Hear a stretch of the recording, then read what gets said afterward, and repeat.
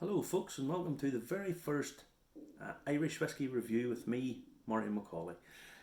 I've been meaning to do one of these for quite a while now. I've started up the YouTube channel. Some of you probably know me from doing the Saturday night broadcast with my mate Justin, where we talk all about all things whiskey. But actually doing video reviews and video blogs, vlogs, is what it's called. Haven't done any of those yet. So I kind of thought tonight was the night. Reason I wanted to do it, leave it until now, was because I wanted to do these two. This is specifically why I wanted to do it. I wanted to do something a little bit special. Something that we haven't done before. Something that's kind of new to the market.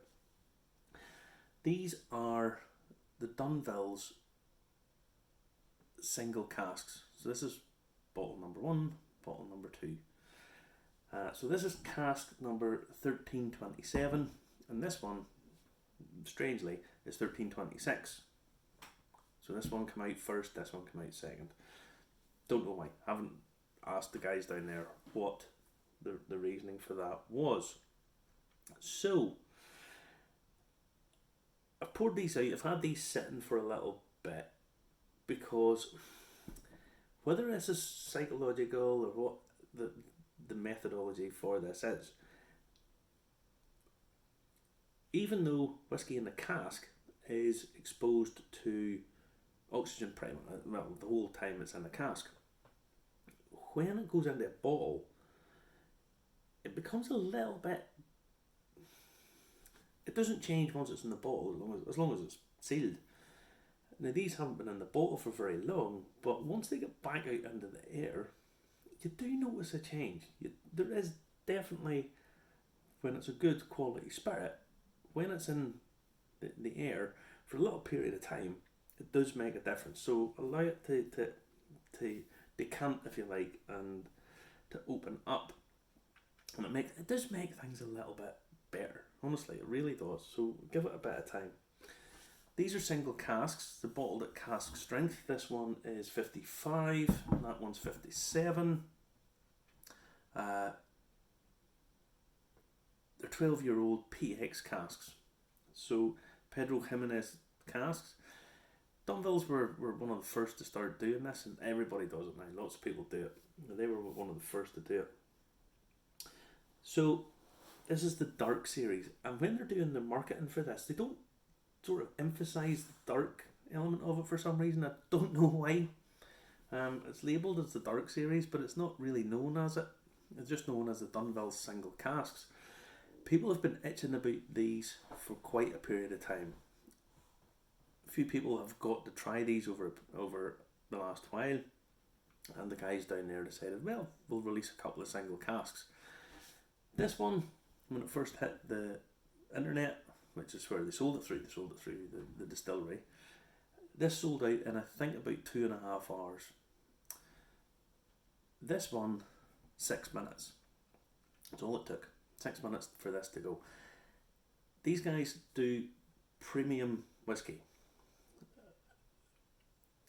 under the Dunville's name.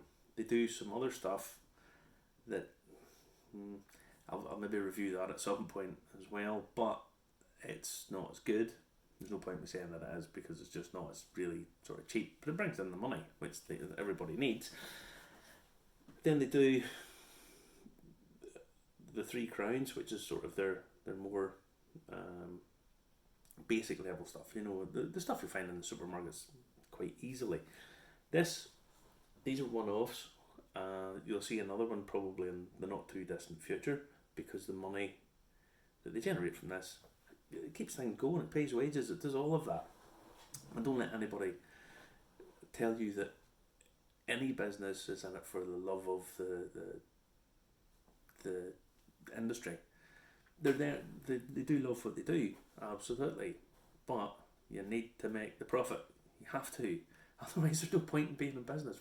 What's the point of being in business if you can't afford to pay the wages? It's not a charity. So I decided I wanted to have the two of these so I could then do comparisons. do a comparison. What's the difference between single casks? On the Saturday night shows, I've talked about this a few times.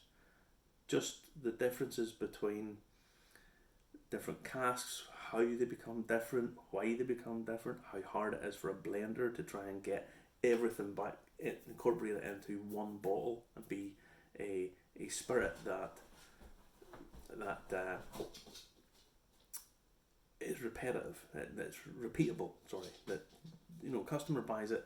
It's the same product in a year's time as it was 2 years ago, and that's a really, really difficult job to do when you have all these variations. So I've got these two casks. What's the difference between them? For all intents and purposes, when they were cast, put in their casks, they were pretty much the same. Now this is bought in spirit. Okay, this is not Dunville's own spirit. They've bought this in.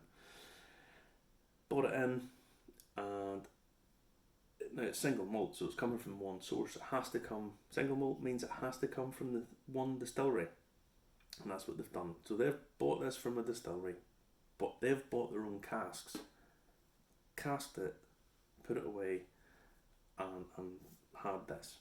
Now they're only going since 2013. So if you do your maths, obviously it was cast in casks before it. Now on the label, it's finished in an ex Pedro Ximenez cask. So it will have been in a bourbon cask beforehand.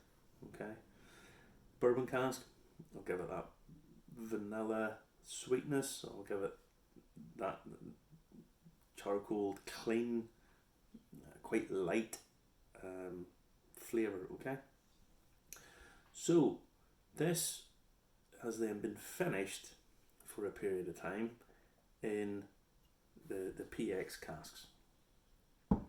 The one thing about Dunville is their cask selection, they do not cut corners on their cask selection. They spend money on these, and these are expensive. These are not cheap things to buy when you're buying good quality casks from reputable bodegas and reputable sources. Doesn't matter whether it's a French Rioja cask or whatever. If it's a good quality cask, and what I mean by that is one that's actually done what it's needed to do. There are some little cheats and tricks goes on in distilleries. Sherry casks are, how would you say, few and far between. People don't drink sherry anymore. And what lots of distilleries are doing, they are buying a cask, filling it with sherry, working the cask, sometimes how it's known, working the cask, and then disgorging the sherry. They don't need the sherry, it's not for sale, so they throw it away or whatever they want to do. These are not, these will be bought straight from proper good sources. These will not be cheap. A bourbon cask, currently I think a bourbon cask goes for about £160 a cask. Maybe, don't quote me on this, because it changes day to day depending on what you're wanting. A sherry butt, much bigger, harder to come by, £1,500, £2,000, maybe more. It all depends on what you want. So we'll give these a taste. This is the first one. So this is 1327. This is cask number 1327. Look at that for a colour. Look at it. A little bit of paper behind it. You can see. Look at that. Nice, deep, rich, dark gold, coppery colour. It's really, really rich colour, and that's coming from the cask. On the nose, bang, sherry, all the way. In behind it, there is those deep, dark, cooked fruits, Christmas pudding, figs, dark chocolate, that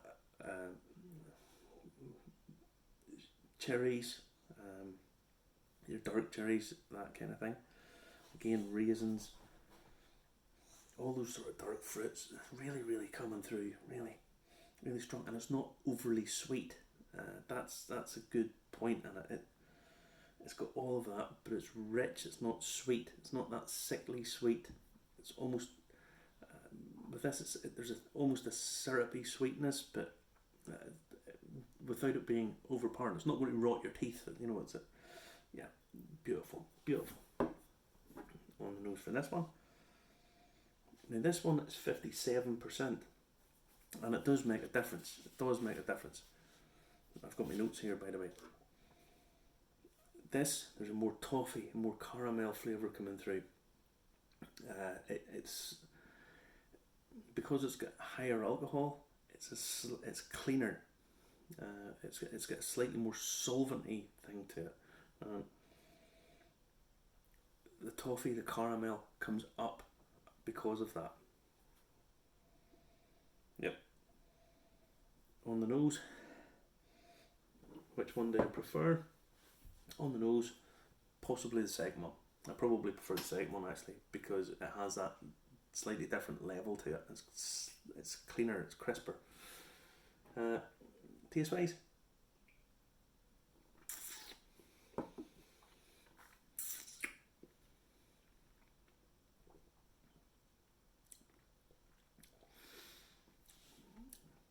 sweetness, dark sugar, cherry, licorice. There's a touch of orange zest there. You know, like orange you would get in a Christmas cake, or that boiled fruit. Yeah, really, really comes through. Again, it's got a sweetness to it, but it's not sickly sweet. It's really, really good. Really good. Sweet with a natural sweetness. It's that dark chocolate or dark sugar, muscovado sugar, that kind of thing. Batch number 2, 57%.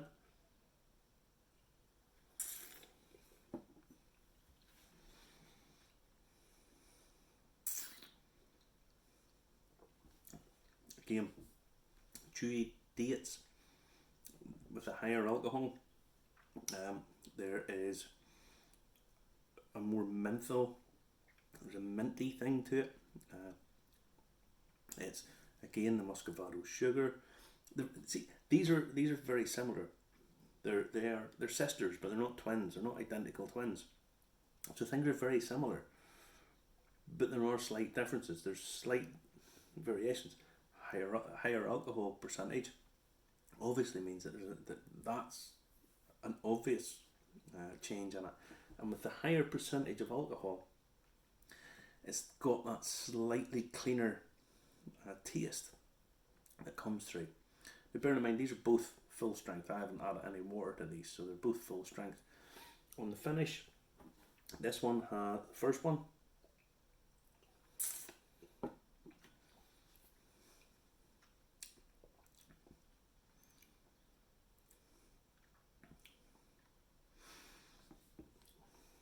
keep going. Again, syrupy, sherry. You have that rich dates. There's a clove spice there. Touch of mint. Very dark chocolate.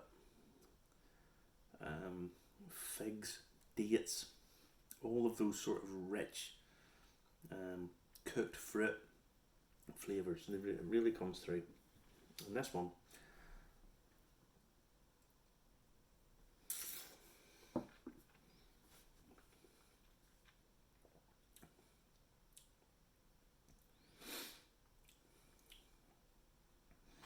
coming through,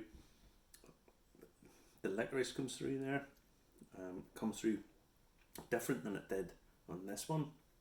This came in the delivery in the mouth. The licorice came later. The alcohol in the mouth, in the palate, that higher ABV delays that, takes it back a little bit. If anything, the higher alcohol cuts short the finish. I mean, it doesn't give it the same length that this had.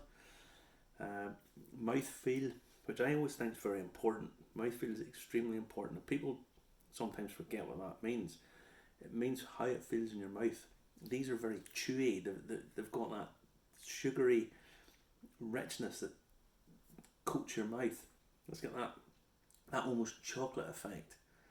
One of the reasons people really like chocolate, lots of chocolate doesn't actually have a huge amount of taste, but when it goes in, you know, I'm talking about the cheaper milk chocolate, but most good chocolate, what it has is that milk chocolate has that when it goes in the mouth, it melts just at body temperature and it coats your mouth and it gives it a richness and a real sort of luxury feel. Lots of cheap chocolate that you get in the US, it's got kind of that gritty, you know, that sort of sandy thing. It just doesn't taste the same. It just does not do the same. It doesn't. Now, because these are cask strength, what you get to do is add a little bit of water. Now these are non-chill filtered. With this is my little teaspoon. I'm going to add about a teaspoon and a half, and I'll let it sit for a minute. And with that one, I'm going to add about the same. You'll notice there's a little bit less in that one than there is in that one. Again, slightly higher ABV. So we'll give them a swirl. Give them a little swirl. And let it sit for a minute. Now, I don't know whether there's going to be a series of these other than, I know there's 3 coming, maybe more. Dunville's a historic name, goes back to a distillery that closed in Belfast in the 1930s. It is fabulous stuff, really, really good. They've brought it back and have tried to sort of carry the flame, if you like. They sort of pride themselves on this. They call it the spirit of Belfast. Belfast very much in the marketing, very much in part of the passion. They're not in Belfast, they have the distillery outside it, but they do try and keep all of those links. And when they bought the brand, the brand had been bandied about for a while. People had owned it and didn't really know what to do with it, and then they opened a distillery and they got offered the brand and they snapped it up, and they've really tried to carry this forward and take it to really where it should be. Where Dunville's played a huge part in the history of Belfast, so yeah, so they've tried to keep us honest to this. Now, personally, if I was going to be doing this for myself, I would have left the water in this to mature, if you like, to decant, oxidize a little bit longer, but I don't want to bore you people. I want this to be fairly quick. Now, still sherry, but it's lightened it. It's brought on almost a slightly fresher note to it. There's almost like a floral note has come into it that wasn't there before. It's lifted it. It's made it. It's given it a slightly perfumey note, like flowers, like a floral cut flower bouquet nose to it. Something that wasn't there before. It's opened it up. It's given it a real it really has brought it on. It's brought it almost like where it was orange. There was an orange zest to the mouth earlier on. This has moved it on now to sort of like orange flesh. There's a chocolate orangey note to it now, where the sort of intense flavours with a teaspoon of water has married these up. It's given them little nudges and little movements that have moved it across. Yeah.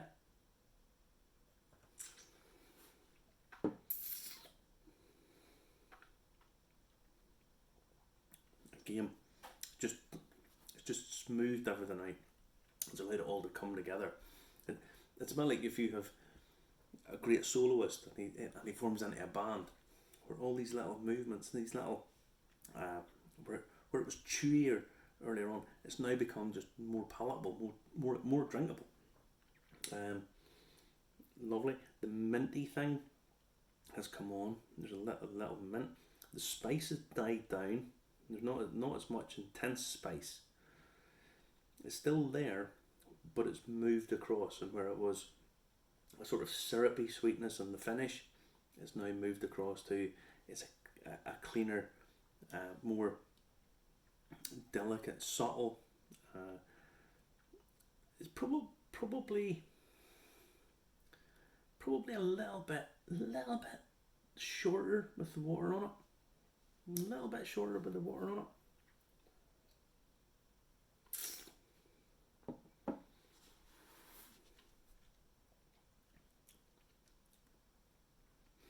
Yeah, there's a slightly more oak coming through. You can taste a bit more of the wood, which wasn't there, which adds another dimension to the flavour. Yeah. How to mark this? If I had to mark this, I would give it, including the fact that that was £108 a bottle when it was brought out. It's now selling, by the way. You get what's called flippers, people who flip their bottles. They buy them to sell them on to people who couldn't get them when they wanted to get them. Now flipping for over £200, so it's basically doubled its money. Value wise, yeah, I think it's worth it. That's got a point for that. If I had to mark this, 8.5 out of 10. That's the truth. 8.5 out of 10. Number 2, batch number 2, or cask number 1326. On the nose again, still all the sherry. The toffee's come on a little bit less of the caramel, more of the toffee. Yep, still keeping the figs, the Christmas pudding. And where this has went down and mellowed out, this hasn't done it as much. Again, it's a slightly higher ABV. If you put another little drop of water in it, it would probably come down and be a lot closer to this. Instead of them being sisters, they come down to be sort of non-identical twins. Is probably a good way of putting it. If you brought them down, that's why cask strength things are really, really good. You get to play about with them. I could put another teaspoon of water in that, or half a teaspoon, and let it work and do my stuff with it. No, it's got a really rich nose on it still. More than this.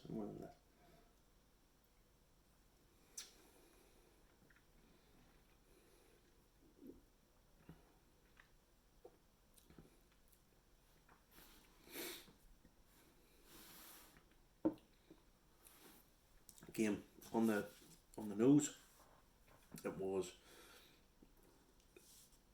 still all the sherry. The sherry's coming through on the palate. It's still got the